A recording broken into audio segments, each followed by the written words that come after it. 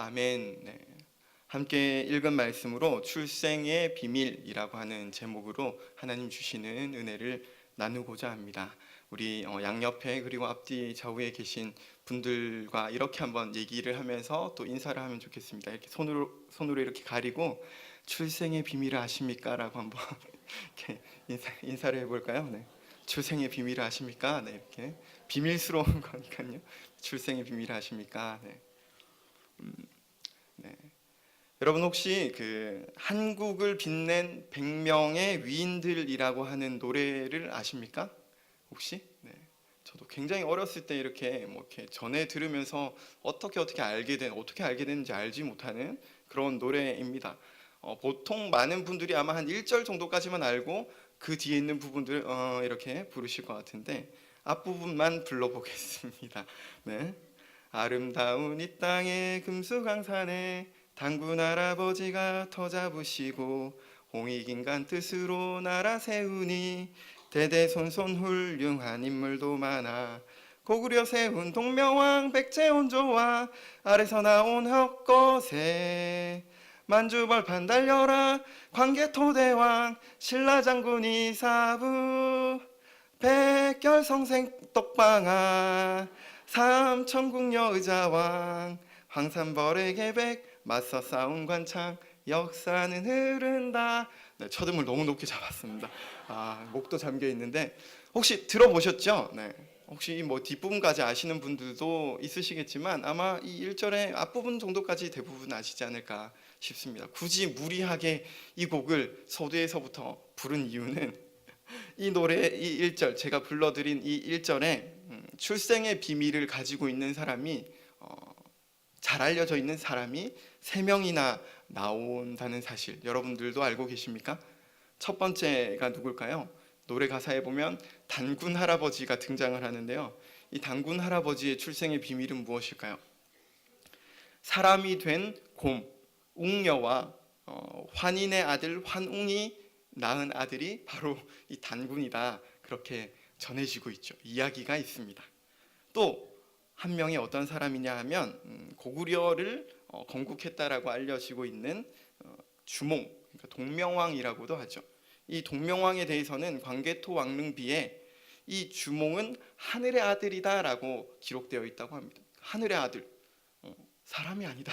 뭐 이런 의미가 되겠죠. 또 세 번째로 신라 건국 신화인데요. 신라의 초대 왕인 혁거세. 이 혁거세는 어떻게 태어났다고 전해지고 있습니까? 알에서 태어났다라고 전해지고 있습니다.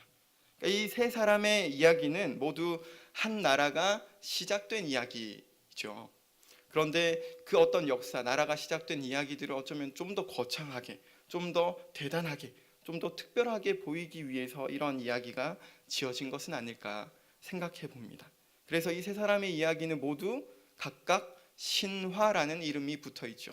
단군 신화, 고구려 건국 신화, 신라 건국 신화 이렇게 신화라는 이름이 여기에 다 붙어 있습니다. 제가 시작하면서 출생의 비밀을 아십니까? 이렇게 인사하면 좋겠다라고 했는데 혹시 우리 중에 출생의 비밀을 가진 분들이 계십니까? 혹시 출생의 비밀, 남에게는 말하지 못한 나에게 비밀이 있어. 나는 사실 곰의 아들이었어. 뭐 이런 분이 계십니까? 나는 사실 알에서 태어났어. 이거 아무에게도 알려주지 않았는데 뭐 이런 사람 계신가요? 나는 사실 인어공주야. 뭐 이런 분들. 혹은 그렇진 않다 해도 우리의 삶을 한번 비추었을 때 저와 여러분들이 신화와 같은 삶을 꿈꾸고 있진 않은지 한번 스스로에게 질문해 보면 좋겠습니다. 뭔가 특별해지고 싶고 좀 더 대단해지고 싶고 그런 마음들 그 속에서 힘겨워하고 아파하고 있진 않은지 한번 우리 스스로에게 질문을 해보면 좋겠습니다. 오늘 우리가 함께 읽은 오늘 본문 말씀은 예수 그리스도의 나심, 그러니까 출생에 대한 말씀입니다. 마리아와 요셉은 결혼을 약속한 사이였습니다. 이 성경이 기록된 그 당시에 보통 유대인들은 결혼하기 1년 전에 약혼을 했다고 합니다. 그리고 이렇게 약혼을 한 사람들은 율법상으로 부부로 간주되었다고 해요. 그런데 오늘 본문을 보니까 어떤 일이 일어났죠. 아주 특별한 일이 일어났습니다. 마리아가 요셉과 아직 동침하기도 전에, 동거하기도 전에, 이런 어떤 육체적인 관계를 맺기도 전에 마리아에게 어떤 일이 일어났습니까? 마리아가 임신을 한 겁니다. 임신. 아직 잠자리를 갖지도 않았는데 임신을 했다. 한 여자가. 여러분, 이게 무엇을 의미합니까? 만약 여러분들 주변에서 이런 일이 일어났다면, 여러분에게서 이런 일이 일어났다면 어떤 생각을 하시겠습니까? 100% 딴 남자가 생겼구나. 차마 말로 담을 수 없는 그런 생각들을 하겠죠.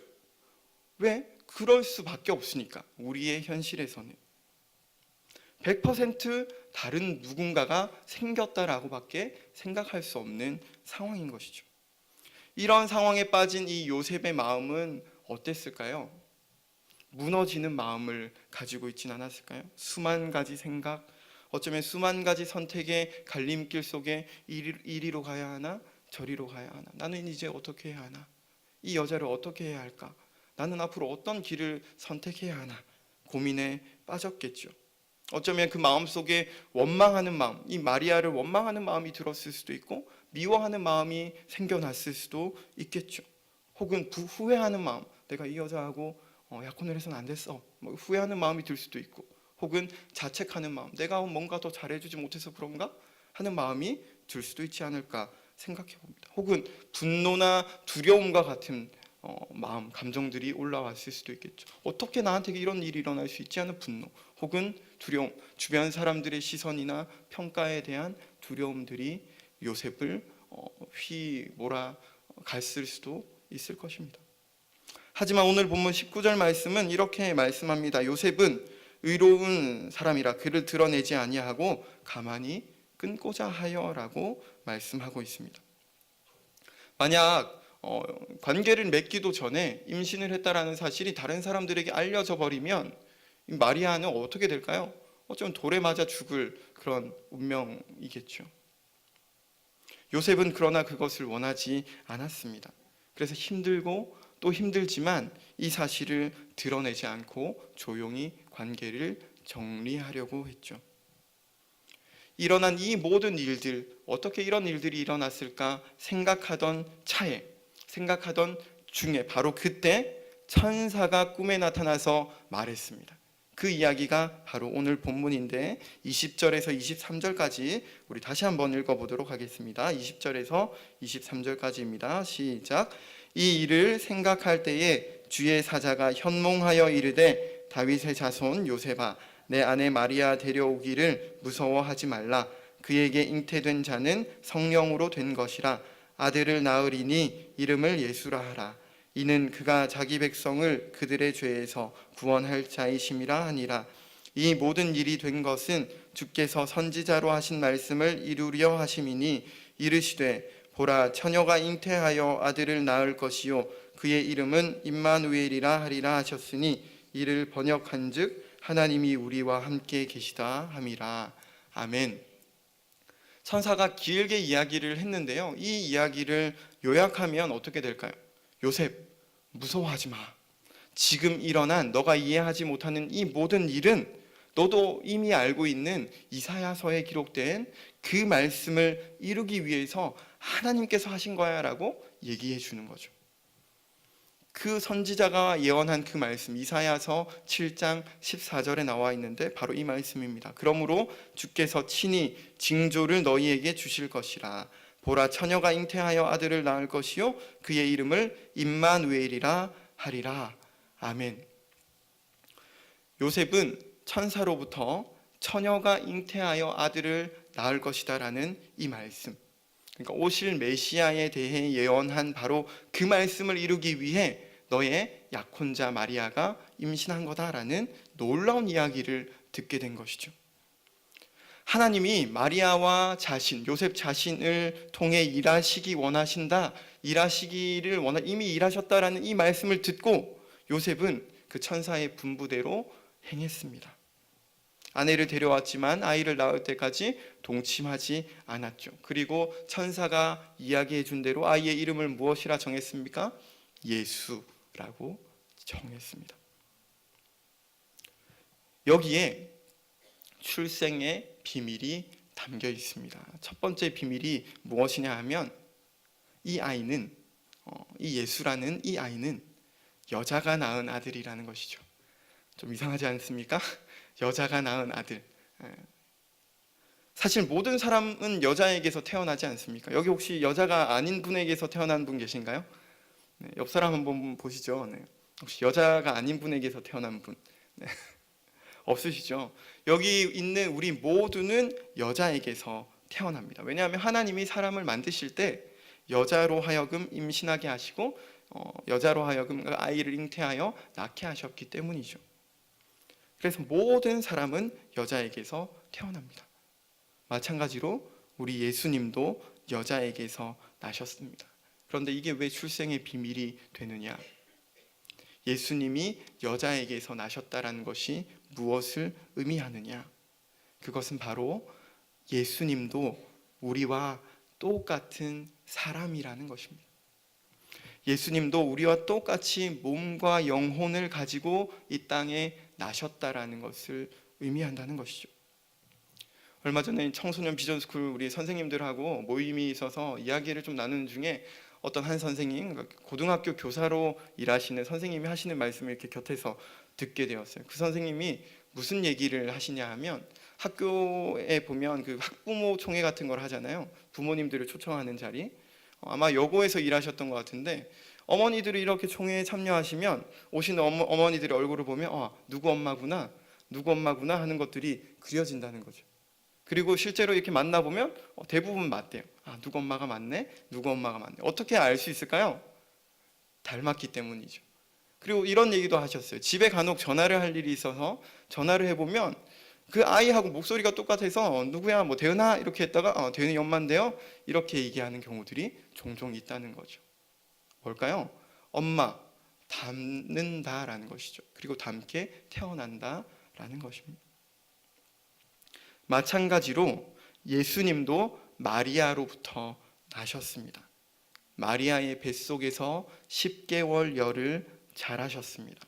10주, 20주, 30주, 40여주가 되어 예수님도 그 어머니의 자궁을 빠져나오는 그 출생의 고통을 겪으셨다라는 것이죠. 우리와 똑같이.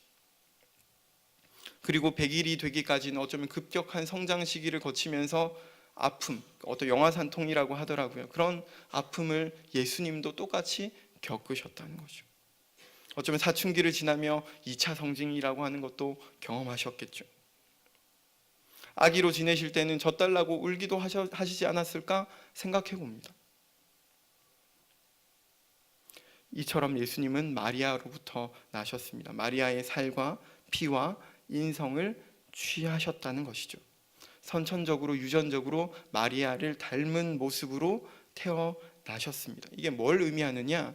예수님은 진짜 사람, 참 사람으로 이 땅에 나셨다라는 것이죠. 가면만 쓴 존재가 아니라 영혼만 가진 어떤 유령 같은 존재가 아니라 우리와 같은 온전한 인간으로 나셨다라는 것입니다.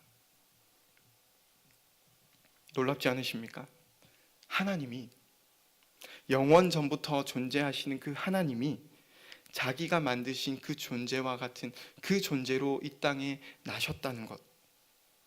뱃속에서부터 우리가 겪은 그리고 지금도 우리가 겪고 있는 그 모든 일들을 이 땅에 나셔서 경험하셨다는 것. 이게 예수님이 가지고 계신 출생의 비밀입니다. 두 번째 비밀은 무엇이냐 하면 처녀가 낳은 아들이라는 겁니다. 처녀가 낳은 아들. 본문이 말하고 있는 이 처녀라는 이 단어는 한 번도 남자와 성적인 관계를 맺지 않았다라는 것을 의미하고 있는데, 그런데 여러분 어떻게 하면 성적인 관계를 맺지 않았는데 아이를 임신할 수가 있습니까? 그런 일이 우리 현실에서는 가능할까요? 가능하지 않잖아요. 물론 요즘은 어떤 시험관 시술이라든지 이런 것들을 통해서 가능한 부분들이 있지만 본문이 그걸 얘기하고 있지 않다는 건 우리 모두가 알고 있습니다. 일반적으로 불가능한 일이 일어났다라는 것이죠. 그래서 천사는 요셉에게 말하고 있습니다. 마리아에게 잉태된 자는, 그 아기는 성령으로 잉태된 것이다 라고 말하고 있습니다. 무엇으로 잉태되셨다고요? 성령으로. 성령으로 잉태되었다라는 것은 사람이 아니다 이런 의미가 아니라 사람이 한 것이 아니다라는 의미죠. 사람이 한 것이 아니다. 사람으로부터 나게 되는 것이 아니다. 성령 하나님께서 하신 것이다. 죄인인 인간의 성적인 관계를 통해서가 아니라, 원죄를 가지고 태어난 어떤 인간이 아니라 하나님께서 나게 하신 사람. 고린도전서에 보면 마지막 아담이라는 표현이 나오는데, 고린도전서 15장에 바로 그 마지막 아담, 성령으로 잉태되어 죄 없이 나신 그 마지막 아담이 바로 예수 그리스도시다라는 것입니다. 어쩌면 마리아가 이렇게 아기를 낳고 예수님이 자라는 과정에서, 예수님이 공생의 일을 시작하시기 전까지 아마도 주변의 많은 사람들은 예수님의 이러한 출생의 비밀을 몰랐겠죠. 지극히 나와 똑같은 사람의 모습을 하고 있으니까. 지극히 평범하기 그지없는, 어쩌면 볼품없기까지 한 초라한 직업을 가진 아버지 밑에서 자란 그 한 사람, 그 한 사람으로 인식했다라는 것입니다. 그러나 바로 지극히 평범하게 보였던 바로 그 한 사람, 그분의 출생의 비밀을 저와 여러분은 오늘 이 말씀을 통해 알고 있습니다. 그래서 우리는 사도신경을 통해서 이렇게 고백하죠. 뭐라고 고백합니까? 성령으로 잉태하사 동정녀 마리아에게 나시고. 수없이 고백하잖아요. 수없이. 주문을 외우듯이 흘러가는데, 성령으로 잉태되사 동정녀 마리아에게 나셨다라는 것은 이러한 의미를 담고 있다는 것입니다. 그렇다면 예수님이 이렇게 성령으로 잉태되시고 사람으로, 참 사람으로, 완전한 사람으로 나셨다라는 것은, 그것이 나에게 어떤 의미가 있느냐, 그것이 우리와 어떤 관계가 있느냐, 이게 사실 중요한 것이겠죠.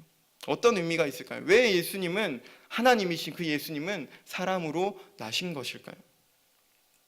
우리에게 어떤 유익을 주기 위해서, 우리에게 그 하나님께서 주시고자 하셨던 유익은 무엇이냐 하면, 첫 번째는 그 예수 그리스도께서 율법에 순종함으로 우리가 이룰 수 없었던 의를 이루시기 위함이었습니다. 예수님이 사람으로 나신 이유, 성자 하나님이 성육신 하신 이유는 사람으로 나심으로써 하나님의 법, 하나님의 율법, 우리는 지킬 수 없는 그 법, 요약하면 무엇입니까? 마음과 목숨과 뜻과 힘을 다해 하나님을 사랑하고 내 몸과 같이 이웃을 사랑하는 그 법을 이루셨다라는 것이죠. 저와 여러분은 도무지 이룰 수 없는, 온전하게 순종할 수 없는 그것을 예수님께서 이 땅에 나셔서 순종하셨다라는 겁니다. 로마서 5장에 그 의미가 잘 표현되어 있는데요. 로마서 5장 17절에서 21절까지 말씀을 제가 새번역 성경으로 한번 읽어드리도록 하겠습니다. 들어보시죠. 아담 한 사람의 범죄 때문에 그 한 사람으로 말미암아 죽음이 왕노릇하게 되었다면, 넘치는 은혜와 의의 선물을 받는 사람들은 예수 그리스도 한 분으로 말미암아 생명 안에서 왕노릇하게 되리라는 것은 더욱더 확실합니다. 그러니 한 사람의 범죄 행위 때문에 모든 사람이 유죄 판결을 받았는데, 이제는 한 사람의 의로운 행위 때문에 모든 사람이 의롭다는 인정을 받아서 생명을 얻게 되었습니다. 한 사람이 순종하지 않음으로 말미암아 많은 사람이 죄인으로 판정을 받았는데, 이제는 한 사람이 순종함으로 말미암아 많은 사람이 의인으로 판정을 받을 것입니다. 율법은 범죄를 증가시키려고 끼어 들어온 것입니다. 그러나 죄가 많은 곳에 은혜가 더욱 넘치게 되었습니다. 그것은 죄가 죽음으로 사람을 지배한 것과 같이 은혜가 의를 통하여 사람을 지배하여 우리 주 예수 그리스도로 말미암아 얻는 영원한 생명에 이르게 하려는 것입니다. 아멘. 무슨 말입니까? 예수님께서 진짜 사람으로 이 땅에 나심으로 우리가 이루지 못했던 그것, 우리가 순종할 수 없었던 그것을 그 하나님의 말씀에 순종하심으로 의를 이루셨다. 예수님이 곧 의가 되셨다라는 것이죠. 그리고 그분이 이루신 그것을 나의 것으로 누릴 수 있게 해주셨다는 거죠. 은혜와 의를 우리로 하여금 누릴 수 있도록, 생명을 누릴 수 있도록 하셨다라는 것입니다. 그래서 오직 예수 그리스도로 말미암아 얻는 영원한 생명에 이르게 하기 위해서 우리 하늘 아버지는 자신의 하나밖에 없는 아들 예수 그리스도를 우리에게 보내주셨죠. 이것이 첫 번째 유익입니다. 두 번째 유익은 무엇이냐 하면 속량하여 아들의 명분을 얻게 하셨다는 것입니다. 좀 어렵게 느껴질 수 있을 텐데, 예수님께서 참 사람으로 나시지 않았다면 우리를 위한 대속, 대신 죽으시는, 대신 값을 치르시는 그 사역을 감당할 수 없었다는 것이죠. 사람으로 나시지 않았다면 우리를 대신해서 죽으실 수도 없고 부활하실 수도 없기 때문이죠. 갈라디아서 4장 4절에서 5절 이렇게 말씀합니다. 때가 참에 하나님이 그 아들을 보내사 여자에게서 나게 하시고 율법 아래 나게 하신 것은 율법 아래 있는 자들을 속량하시고 우리로 아들의 명분을 얻게 하려 하심이라고 말이죠. 여기서 이 속량이라는 것은 무엇입니까? 대신 값을 치르는 것입니다. 노예 시장에 노예들이 있는데 그 노예들이 스스로 자유함을 얻을 수가 없잖아요. 대신해서 누군가가 그 노예의 값을 치르고 사는 거예요. 그런데 오늘 본문에서 말씀하고 있는 것, 그리고 제가 좀 전에 읽어드렸던 그 말씀에서 말씀하고 있는 게 무엇입니까? 예수님께서 대신 내가 치를 수 없는 그 값을 대신 치르셨을 뿐만 아니라 그분이 순종하심으로 인해서 우리로 하여금 노예에서 해방된 것을 넘어서 아들이 되게 하셨다는 거죠. 아들의 명분을 얻게 해주셨다는 거죠. 하나님과 원수의 자리에 있었는데 원수가 아니라, 그러니까 평민도 아니라 하나님의 자녀가 되게 해 주셨다는 거죠. 예수님이. 예를 들어서 여러분, 우리 모두가 사형수라고 한번 상상을 해보겠습니다. 우리 모두 감옥에 있는 사형수입니다. 근데 제가 앞에 우리 집사님 너무 사랑해서 제가 집사님을 대신해서 죽겠습니다 하면 의미가 있을까요? 아무런 의미가 없죠. 왜냐하면 저도 이미 사형수이기 때문입니다. 그렇다면 우리의 죄, 사람의 죄를 대신하기 위해서 필요한 게 무엇입니까? 죄가 없는 사람이죠. 성령으로 잉태되신 한 사람, 죄가 없으신 그분이 내가 치러야 할, 그러나 나는 치를 수 없는 그 값을 대신 치르셨다는 거예요. 그분이 나를 대신해서 값을 치르심으로 우리가 자유를 얻게 되었습니다. 히브리서에 따르면 예수 없는 삶은 죽기를 무서워함으로 한평생 매여 무언가의 종로로 타는 삶이다라고 말씀하거든요. 종로로 타는 삶, 매여 있는 삶, 두려워하는 삶, 무서워하는 삶, 답답한 삶, 절망감에 빠진 삶, 그게 매여 있는 삶, 죄에 대한 해결함을 받지 못한 사람들의 삶의 모습이라는 거죠. 그러나 예수 그리스도께서 죄 없는 사람으로 나셔서 우리를 위한 영원한 대제사장이 되셔서 우리의 죄를 대신 치르셨다. 값을 대신 치르셨다. 우리 죄의 문제를 해결하셨다. 그게 오늘 본문이 말씀하고 있는 출생의 비밀입니다. 세 번째 유익도 있습니다. 세 번째 유익은 무엇이냐 하면 히브리서 2장 18절이 이렇게 말씀하고 있습니다. 그가 시험을 받아 고난을 당하셨은즉 시험 받는 자들을 능히 도우실 수 있느니라. 무슨 말입니까? 예수님이 이 땅에 사람으로 나심으로 우리가 겪고 있는 이 모든 것들을 예수님도 겪으셨다. 다 아신다는 거죠. 물론 하나님이시기에 이미 아시지만 직접 몸소 우리와 같은 모습이 되셔서 이렇게 말씀하실 수 있다는 거죠. 나도 알아 라고. 나도 알아. 오늘 이 밤에 우리가 기도할 때, 찬양할 때 말씀 가운데 사랑하는 아들아, 사랑하는 딸아, 나도 알아 라고 말씀하시는 그 예수님의 그 음성 듣고 또 그 예수님을 만나 경험하는 우리 모두가 되었으면 좋겠습니다. 그 위로가 이 밤 우리 가운데 더해지기를 간절히 소망합니다. 저는 요즘 한 사람의 얼굴을 오랫동안 쳐다보게 되는 일이 굉장히 많아졌습니다. 이렇게 오랫동안 한 사람의 얼굴을 바라본 적이 있나 싶을 만큼 바라보고 있습니다. 이번 주 어느 날 밤이었습니다. 피곤한 몸을 이끌고 집에 들어갔더니 그 사람이 자고 있었습니다. 그래서 손만 씻고 옆에 이렇게 누워서 한참을 쳐다봤습니다. 쳐다보는데 참 신기한 표정들을 짓더라고요. 그 사람이 갑자기 막 하면서 막 표정을 일그러뜨리기도 하고, 그러다가 또 갑자기 좀 약간 좀 도라이 같기도 한데 막 하다 갑자기 막 씩 웃기도 하고, 막 희죽희죽 자고 있는데 분명히 희죽희죽 웃다가 또 막 이상한 표정들을 막 짓는 거예요. 근데 더 웃긴 건 그걸 바라보고 있는데 저라는 인간이 그걸 따라하고 있는 거예요. 막 이러면서 막 웃었다가 막 표정 찡그렸다가 이 사람은 왜 이럴까? 네? 어떤 아픔이 있는 걸까? 어떤 기쁨이 있는 걸까? 웃을 때는 뭐가 그렇게 좋아서 웃을까? 표정을 찡그리며 소리를 지를 때는 왜 그렇게 소리를 지르는 걸까? 생각하게 되죠. 희죽 한번 웃을 때면 막 피곤이 사라지는 것 같고, 또 한번 막 끝없이 울 때면 정말 피곤이 막 더해지는 그런 삶을 살아가고 있는데, 제 딸의 이야기죠. 그 아기를 보면서 문득 그날 밤 한참을 바라보고 있는데 막 울다가 웃다가, 그러니까 우는 건 아니지, 이렇게 막 표정이 잉그러졌다가 웃다가 하는 그 얼굴을 바라보는데 이상하게 문득 이 땅에 아기로 나신 예수님이 생각나는 거예요. 순간 예수님이 딱 생각나는데, 아기 예수님도 이러셨을까? 이러셨겠지? 하는 생각이 나는 거예요.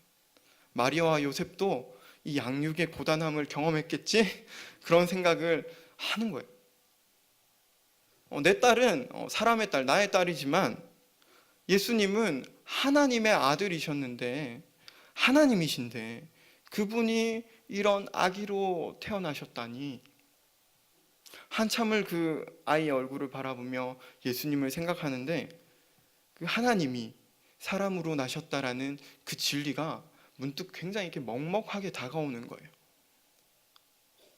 말로 다 어떻게 표현할까? 한참 설교 준비하면서 어떻게 표현할 수 있을까? 이 먹먹함을 표현하기가 어려운 거예요. 그러나 사람이 되셨다. 하나님이 사람이 되셨다라는 것. 하나님이, 창조주 하나님이, 나를 지으신 하나님이 한없이 좁은 자궁에 그곳에 자신을 내어주셔서 하루 이틀이 아니라 다른 사람과 똑같이 1주, 2주, 40주 그 시간을 그곳에서 보내셨다는 것.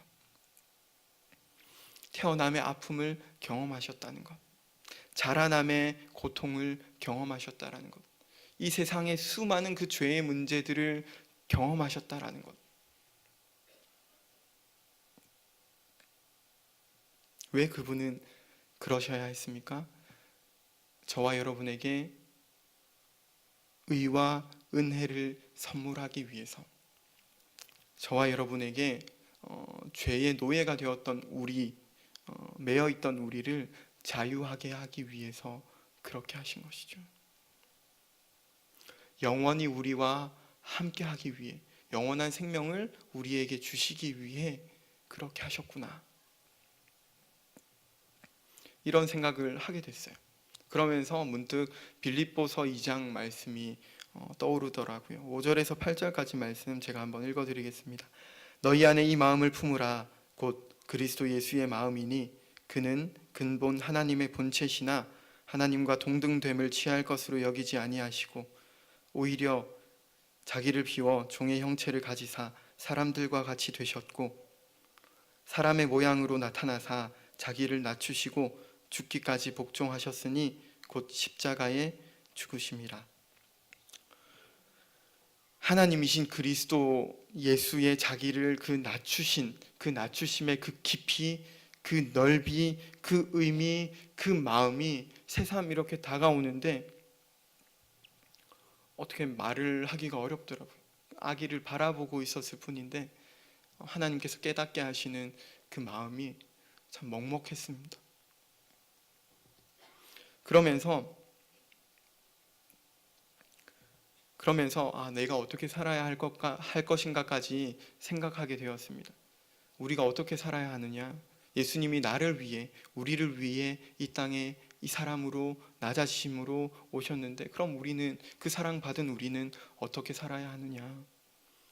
그 비밀이 빌립보서 2장 아까 읽어드렸던 말씀 5절에 담겨 있더라고요. 너희 안에 이 마음을 품으라. 그리스도 예수의 마음, 그 마음을 품는 것. 서두에 제가 이상하게 부른 그 노래를 보면 한국을 빛낸 위인들이라고 했는데 사람들은 신화를 쫓죠. 뭔가 좀 더 화려한 것, 특별한 것, 높은 자리, 대단한 자리, 있어 보이는 것들, 그러한 것들을 추구합니다.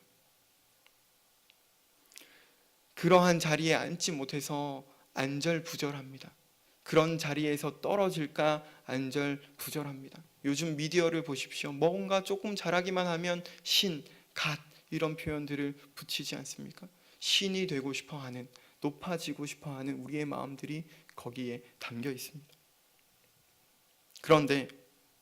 그러나 예수 그리스도는 여자가 낳은 아들, 참 사람이신 그분은, 처녀가 낳은 아들, 죄 없으신 그분은 자신이 하나님이심에도 불구하고 높은 데 계시지 않고 낮은 데로 임하셨습니다. 그렇게 자신을 낮추심으로, 버리심으로, 비우심으로 살리셨습니다. 누구를요?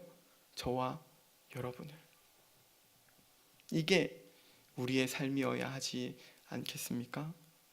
내가 예수님의 그 낮추심으로 살았기에 나도 낮춤으로 살겠습니다. 그 고백. 높아지기 위해 아등바등하는 것이 아니라 어쩌면 예수님처럼 더 낮아지기 위해 고민하는 삶. 아이를 양육함에 있어서도 저에게 예를 들면 내 입장에서 이 아이를 생각하고 도대체 왜 이렇게 우는 거야? 정말 그게 아니라 이 아이가 왜 울까? 어떤 마음이 있을까? 어떤 어려움이 있을까? 그게 예수님의 마음이잖아요.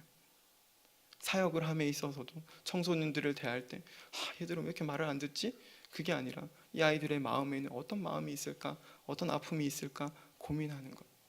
우리가 살아가는 그 일상, 사소한 그 일상에서도 내가 드러나는 것이 아니라 내 안에 예수 그리스도가 드러나는 것. 세상은 예수님을 보는 게 아니라 내 안에 예수님을 보는 거잖아요.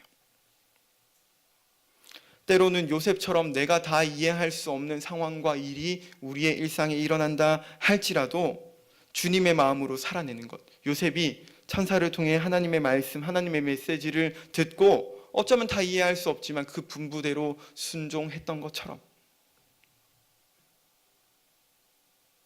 매일 예수 그리스도 예수, 그분의 그 마음, 낮아지신 그 마음을 우리가 품으면, 우리가 그분 안에 살면 우리가 그렇게 살 수 있습니다. 그렇게 살 때 우리가 그토록 원하는 임마누엘, 예수 그리스도 그분의 그 이름 임마누엘, 하나님이 우리와 함께 계시다, 우리와 함께 하시는 그 하나님을 우리의 일상에서 경험할 수 있는 것이죠. 동떨어진 하나님이 아니라 나와 늘 함께 하시는 하나님. 그리고 우리가 예수 그리스도 예수의 그 마음을 품고 살아갈 때 전에 맺히지 않았던 그 사랑의 열매가 우리의 삶에 맺히게 되고, 죽이는 것이 아니라 살리는 변화들이 여러분의 가정에, 여러분의 직장에, 여러분의 학교에, 여러분의 그 걸어가는 삶의 자리에 나타나게 될 줄로 믿고 또한 예수님의 이름으로 축복합니다. 그 예수님의 마음을 품고 예수님의 출생의 그 비밀을 우리의 가슴에 새기면서 앞으로 사도신경을 외울 때마다 성령으로 잉태하사 동정녀 마리아에게 나시고 그렇지 참사람으로 이 땅에 오신 그 예수님, 그 마음을 내가 품자 매번 되새기며 주님 바라보는 저와 여러분 되었으면 좋겠습니다. 말씀 준비하면서 그렇구나, 오직 예수님밖에 없다, 이 생각하게 되었고, 그 생각하며 이 찬양이 생각났습니다. 은혜 아니면 살아갈 수가 없네, 호흡마저도 다 주의 것이니, 세상 평안과 위로 내게 없어도 오직 예수뿐이네. 예수님이 없으면 우리의 삶의 의미가 없다는 것이죠. 호흡마저도 다 주님의 것.